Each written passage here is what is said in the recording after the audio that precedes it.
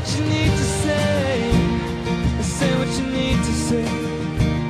It's better to say too much than never to say what you need to say.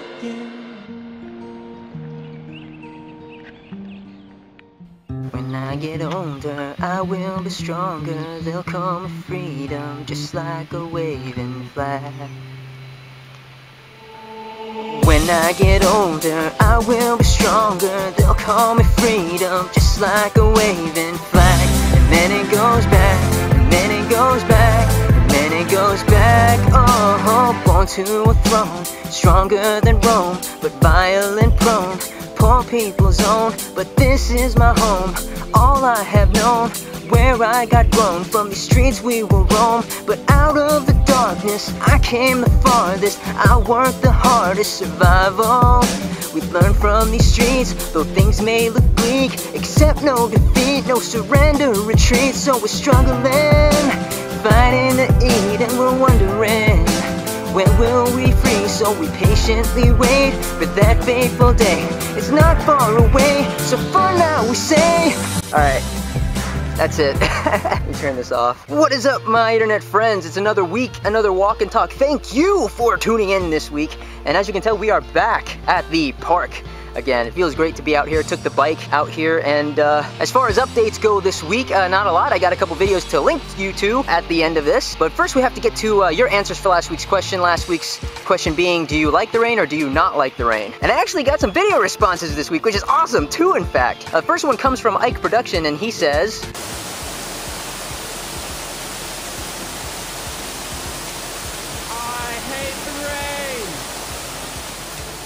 perfect timing to make that video response because it was raining. So thank you very much. And the Ghost of Sabotage also sent in a video response and a question. So let's see what his answer was first. Hello, I'm the Ghost of Sabotage, and this is a video response to Believe in Fate. I for one love the rain. Now, I went through a lot of your answers last week, and actually a vast majority of you like the rain. One of the common answers was because of the smell, it freshens things up. But honestly, around here, I don't think it does that. I'm dealing with it right now, but it rained a little bit yesterday, and there's this stench going across the entire park, and it smells like there's something dead around here. I'm not about to go find it, but I'll deal with it to do this walk and talk for you guys, so there you go. But my answer, because I said I would answer the question this week, my answer is I like the rain as long as I don't have to go out in it. If I can stay at home and watch a movie or just do something while it's raining outside, especially sleep, I love the rain. I even love listening to it sometimes, even the thunder and the lightning, I like it. But if I have to go out in it, that's when I don't like it. But thanks to all of you who sent in your answers, and I will announce the new tenant of the week after we get to your questions, so let's go ahead and get right to them. The first question comes from the Steel Roses. It was actually a request. She asked or requested that in the next walk and talk that I do a singing intro. Apparently she misses those, so thank you, Rosie, for being a fan of my voice, even though I'm not the biggest fan of it. But there you go, I did a singing intro. And if there's any song requests you or anyone else would like to make and see me attempt at singing it, just leave it in the comment section below. But there you go, Rosie. And the next question is a video response, and it comes from the Ghost of Sabotage, and he asked, so the question is, in your opinion, which is better, the Dead or Alive games or the Token games? Okay, so in my opinion, are the Dead or Alive games better, or in the video it said Token, but are you meaning Tekken, or you mean Token like arcade games? I want to say that you are meaning Tekken, like Tekken 6 with Jin Kazama and all that other stuff. Personally, I prefer Tekken over Dead or Alive. I just never really got into the Dead or Alive series, aside from the fact that I know they really exploit the boob physics in that game and the girls in that game. But Tekken, I'm more into the Tekken games because my favorite character in that is Hwoarang. Ever since I saw him in Tekken 3, I really liked his character. And my brother's a big fan of the Tekken series as well. Like he does all the he's Platinum Tekken 6, basically. He plays online. I don't know what his rank is online, but I know he plays it a lot. So I'd have to go with Tekken. And if you didn't mean Tekken, if you meant Token like arcade games, I'm sorry, just let me know in the comments and I'll redo this question in the next walk and talk. But thank you for making a video response. It means a lot to me that I get video responses. Now we'll move on to the next question, and it comes from Benny Nen, and he asked, do you like any British music? And if so, what artists or bands? And yeah, I do like British music. Oh, hang on, U2 and The Script, they're not British, right? They're like Scottish or Irish? I forget, but British bands. Coldplay, Radiohead, The Chemical Brothers, Beatles, definitely. Basement Jacks. I really like Basement Jaxx. Those are the ones that I can think of right off the top of my head right now. I'm pretty sure there's a couple more, but those are like the predominant ones, especially Coldplay. I mean, come on, look at the stars, look how they shine for you. I'm not doing that now. But yeah, I like Coldplay and those other bands that I mentioned.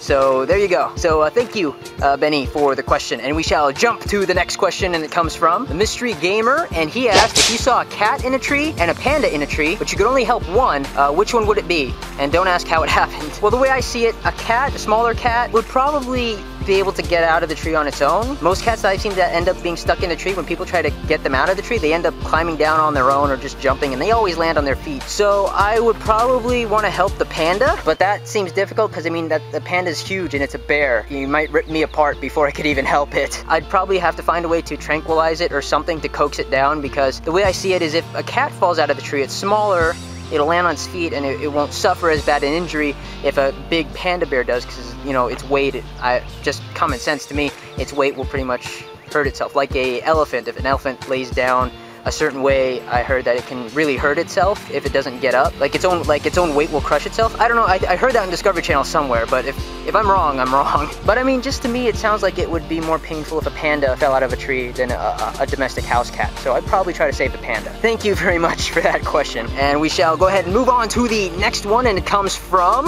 MZB1993, my friend Mike, and he asked, how do you know you're not dreaming? Well, that's a hard question. I don't. Because when I think about it, I mean, yeah, they say in dreams you can't get hurt, and dreams, crazy things happen, but I'll put it to you this way. This is like how Morpheus said it in the first Matrix. If real is everything that you can taste, see, feel, touch, smell, then all real is electrical impulses in the brain. And then that alone is already mind-boggling. That alone makes you go, oh, whoa, he's got a point.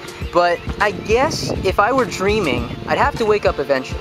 Right? I think I'd be less aware of my surroundings. If I were dreaming, I'd probably be able to do a lot more, because I think in dreams you have a lot more freedom to do what you want. Because my whole thing is dreams are more or less memories. You can stop, you can rewind, you can replay and change things, almost like time traveling. But the real world doesn't stop for anybody. The real world keeps going no matter what happens, and you have to live with the mistakes you've made or live with the decisions you've made. So that's how I know I'm not dreaming. But thank you nonetheless for that deep question, Mike. And I actually look forward to your future questions as well. I've been liking the ones that you've been sending lately. So thank you again. And we shall move on to the next question, and it comes from Chocolate Lab 006, and she asks, if you and Tiff have kids, would you give them uncommon names or common names? And if you give them common names, would you spell them differently to make them unique? I think what I would have to say is, when it comes to kids' names, it really depends. Like, I kind of have an idea of the names I want to use.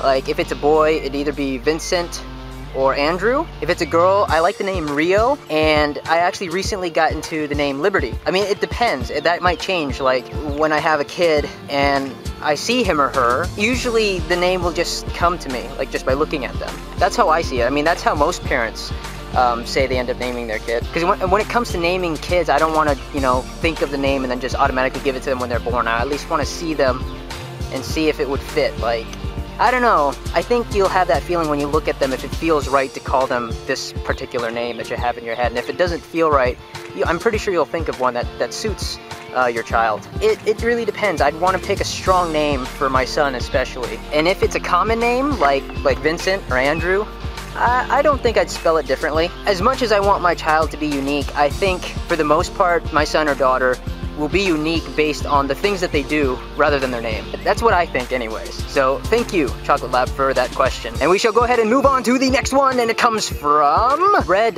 Monsterification, and I'm gonna have to hold still to do this because I have to read it off of my phone. It's the continuation of the scenario, and it was so long for me to write, so I'm just gonna read the comments off of here. So continuation from last time is, as you look around, you notice a flicking light down the tunnel that runs left of the door.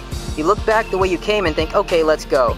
As the light gets bigger and brighter, you start to smell food, and you realize you're hungry. So you run faster, but as you reach 400 yards from the lit room, you hear voices from the room. You jump behind a large rock to hide. The voices come closer to you. What do you do now?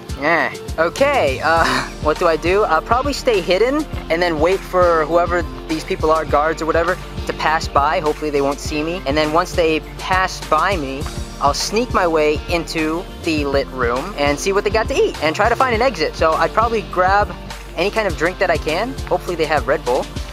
Or whatever food I can get my energy up, and try to find a way out. If not, I'll at least find something to defend myself with. If there's food there has to be something like fork or a knife. Something. So that's probably what I would do. So thank you, Red, for continuing this scenario. We'll go ahead and get to the last question this week, and it comes from Slideshows Forever, and he asks, what types of films or movies keeps you on the edge of your seat? And there really isn't a type of movie that keeps me on the edge of my seat. What really keeps me on the edge of my seat when it comes to any film or movie is the story. It could be a romantic movie, it could be an action movie, it could be a horror movie, especially horror movies, I guess. But no matter what type of movie it is, no matter what genre, if the story is really good, that really gets me hooked into the characters and get invested in what's going on, then yeah, I'll be on the edge of my seat the entire movie. You can ask Tiff when we go to the theaters and it's a really good movie. I'll be leaning forward the entire time, and yeah, I'll really get into a film if the story is really good. So it's really not the type of movie that gets me. It's the story and how the characters are and how the actors play their characters. It's more or less the visual and story aspect of it and how the actors are on screen over the type of film it is. So thank you,